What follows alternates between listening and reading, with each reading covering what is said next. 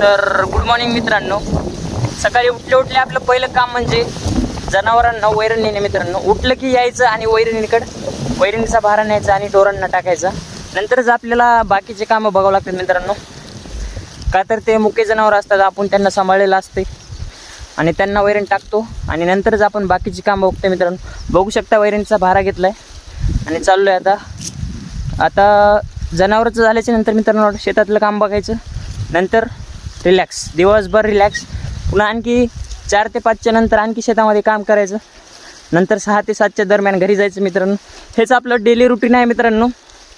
जे काय आपण शेतात असतो मित्रांनो, सारखं 24 तास आपण मित्रांनो. रात्री झोपायला देखील आपण शेतामध्ये असतो मित्रांनो.